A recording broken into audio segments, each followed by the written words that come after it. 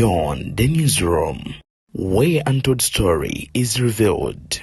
Kumukutu Beyond the newsroom olunaku olwalero tugubye ngumale bw'oba tokkiririza mu second chance bw'oba tokkiririza mu Katonda ate gwe oba omukkiririzaamu njagala yongera okuba nga olaba olwalero ndeese bujulizi nti Mukama Katonda waggulu eyo ajali era buli kimu akyegeka amaaso ekibiina ekirungi akuba kusalawo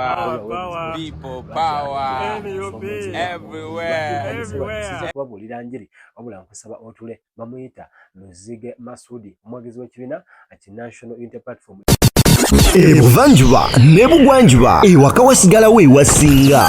Beyond the newsroom gwe mukutu ogukuleetera ekyo ekisinga katiranga naffe ng'oyita ku noti 771 44 53 ne noti 744 26 41 na bino bikulu tetulanga bafere tetulanga basawo ba kinnansi n'abagwa mu koowa eryo mwebale kutuwagira. Thank you. Luzige Masudi omwagizi w'ekibiina ati National Unity Platform era akkiriza nti Kyagulanyi Robert Ssentamu Bobi Wine ye pulezidenti we ono musajja mukulu bino nno byamuviirako akabasa bwe lwali bwe buti emyaka 5-6 emabega musajja mukulu yali ayambadde essaati eya red eya ekibiina ki National Unity Platform wali mu bitundu bye Nakifuluma mukono Luzige Masudi ku myaka 20 Novemba wa 2020 atalirabira olugendo lwo mu bulamu bwe lwansonga nti olunaku lwo kigambibwa yakubwa amasasi akumumwa ne mabega nga gano nno akigambibwa okuba nti gamukubwa abantu abatebeeza okuba nti baali babyakulinda baali bamaje mu biseera ebyo abajjukira obulungi akavuyo akakaliwo abantu bangi nnyo baasooka okuba nga bafa bangi nnyo baasimatuka n'ebisago nga omu ku baasimatuka n'ebisago ye Luzige Masudi ono Magombe yasimbayo kitooke mbuuza lwaki musajja mukulu ayitibwa Luzige Masudi yagenda maaso n'abanga byonna ebyali bigenda maaso Mukama Katonda gamba kimu nti yamubikako bisikasubi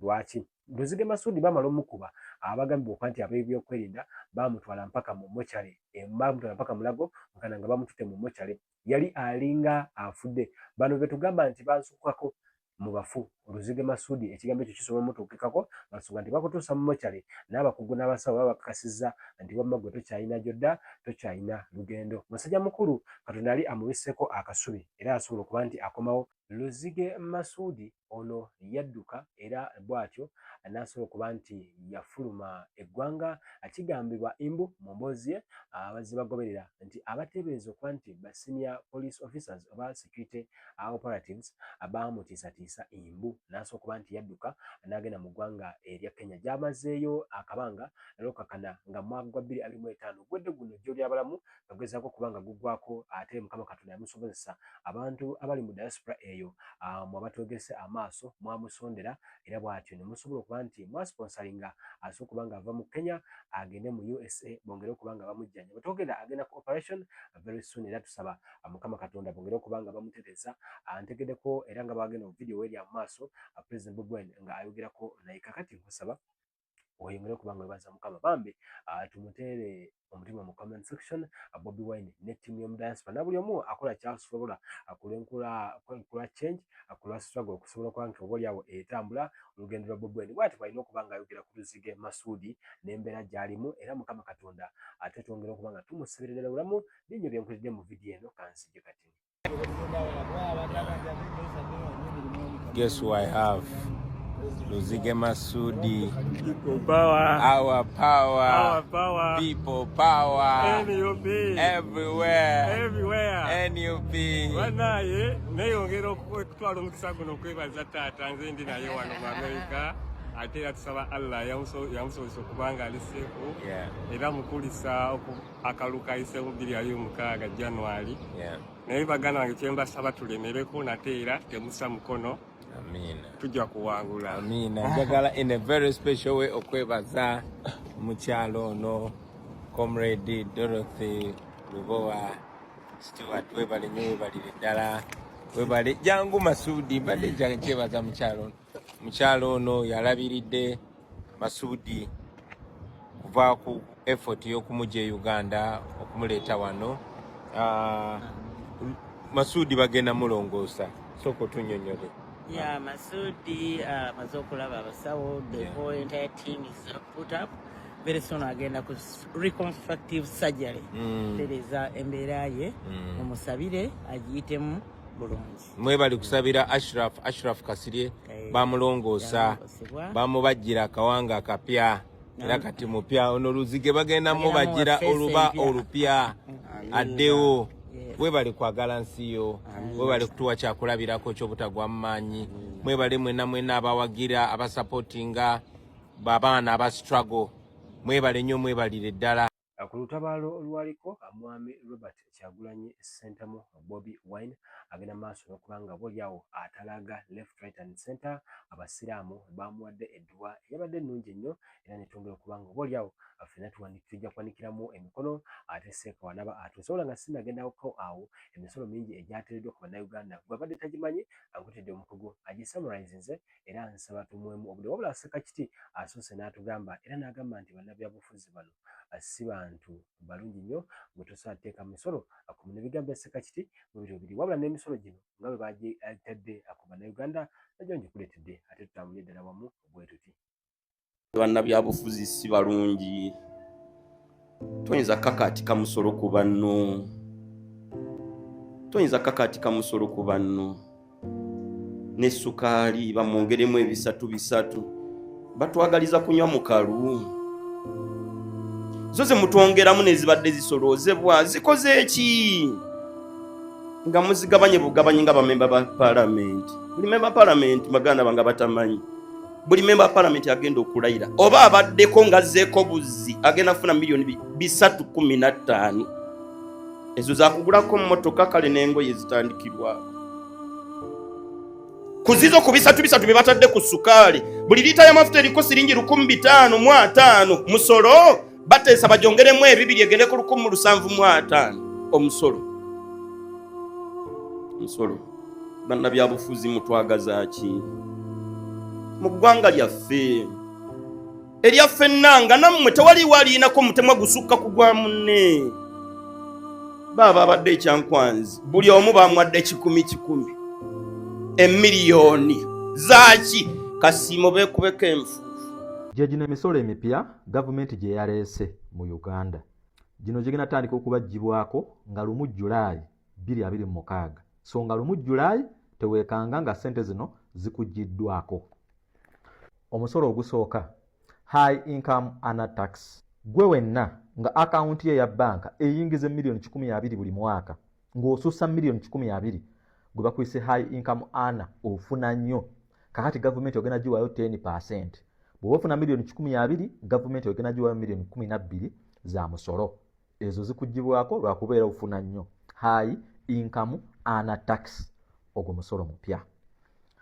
Number 2 gwazanya zaala mubadde mwewaana nnyo wano ku TikTok muzanya zaala kati gavumenti egenda bajjako 15%. So bw'owangula miliyoni teweekanga okutandika nga 1 Julayi bajja kuweereza emitwalo 85. Nkiddamu bw'owangula miliyoni emu mu zaala ogenda kuba ofuna emitwalo 85. Kati tombuuza nti atenzo wa forex nti atenzo wonna mulimu zaala gaming ne zaala mwenna mugenda kugibwako 15%. So bw'owangula miliyoni ate toyomba nga bakuwadde 85. Emitwalo 15 gavumenti ezitutte. Okay. Omusolo ogwokusatu 10% withholding tax on commission. Mwaba mobile money mbadde mufuna nnyo. MTN bweba ino okuwa commission wa miliyoni emu kati gavumenti egenda kujjako emitwalo 10 ojja funa 9. So bw'oba ofunye commission wa miliyoni naye ne bakusindikira 9 tokayana nnyo. Omusolo ogwokuna ye 6% withholding tax on non-business assets. Bw'oba olina ekintu kyonna ky'ogenda okugula nga tekikola mu business ng'ettaka ogenda waayo gavumenti 6%. So bw'ogenda okugula ettaka lya miliyoni 10 gavumenti ojja giwako miliyoni 6. Okukiwulira nti waguze ettaka lya miliyoni 10 ate zino ssente zenjogerako tolowooza nti ogenda zisasula. Waliyo penalty zeno wansi singa olemererwa singa etteeka lino likwata ogenda ojja sasula obuwumbi 4. Etteeka penalty buwumbi 4 oba okusiba emyaka 2. So bw'oba oguze ettaka lya miliyoni 10 gavumenti eno giwako miliyoni 6 eyo 6% withholding tax on non-business assets nga 1 Julayi. Okay. Omusolo ogw'omusanvu gye bayita Protection Sovereignty Bill diaspora tax bagala gisuula. Gwasindika ssente okuva ebulaya zijja Uganda tezigenda kuddamu kugibwako omusolo. Wabula gwali Uganda okusobola okukozesa ssente ezikusindikiddwa ojja kugibwako omusolo. Okitegedde? So gavumenti etuyambyeko awo. Asindika ssente z'osindise ze zituuka e Uganda. Wabula gwazikozesa Uganda. Worldwide income clarification wano wetugenda okugirako ssente nga ziri Uganda. Number 8 ye foreign funding cap. Omuntu yenna okuyingiza milioni 4 tosasola yingiza milioni 4 mu mwaka gumu.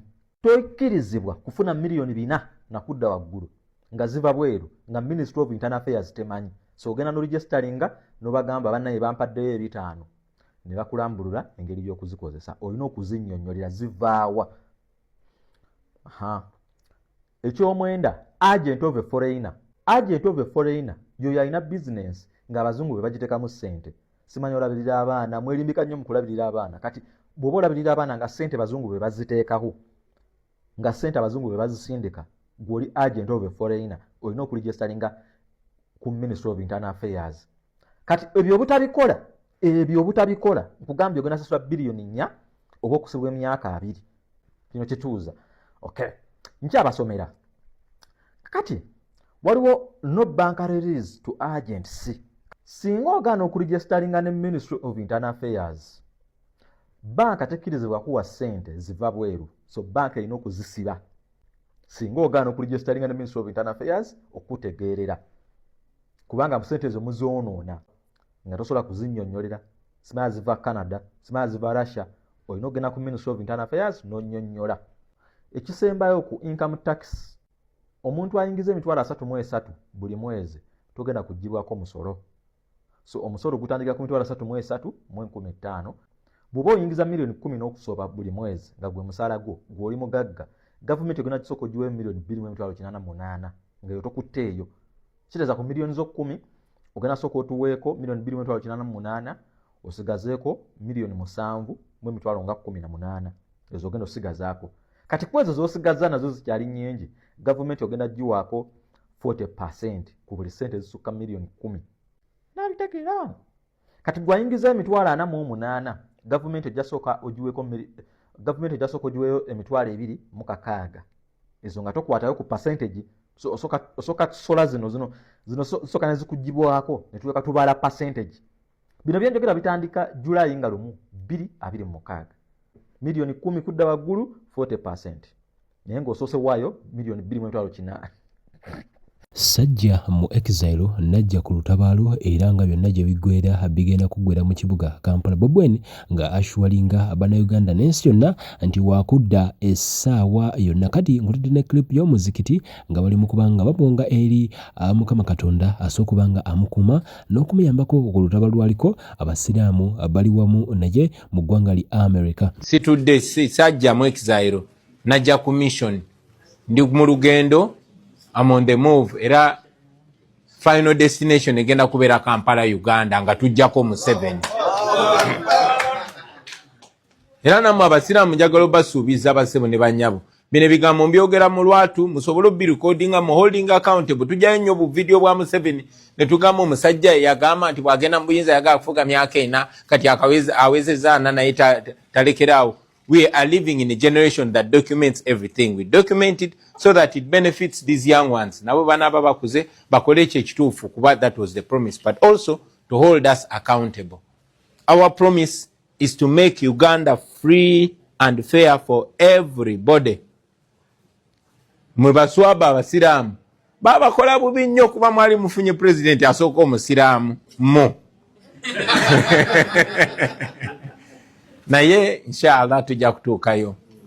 Banaye mwebale nnyo, mwebalire ddala kulembeze waffe omulonde.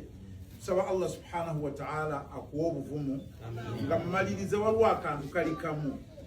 Mulembe gwa Nabbi sallallahu alaihi wasallam twagala comparinga Nabbi waffe Muhammad sallallahu alaihi wasallam tutumukomparinga wabula waliwo ekimu Nabbi sallallahu alaihi wasallam kyeyimi yalaga nti law wudi'a ash-shams fi yamini والقمر في يساري أن أترك هذا الأمر sijja kukireka. Nabbi sallallahu alaihi wasallam agamba kankivundo kitege singa enjuba eteekebwa mukono ogwa ddyo n'omwezi ne guteekebwa mukono ogwa kkono okuleka ekigambo kino ekyokukoola abantu okujja eri obusiraamu nabbi yagamba sijja kireka ekyo lindako ekirala sebo watulaze ekifaananyi nti kebeera enjuba ekoze etya n'etya ekyokujjako Museveni okyakiyimiriddeko tukuwagira era tuli wamu naawe kyobuzza tweyanguza okubeera ng'otuyimiriddewo magulu gabiri n'olw'ensonga eyo tubeebaza bannange okujja kwammwe wano tusaba Allah subhanahu wa ta'ala natulaga ekigambo ekirungi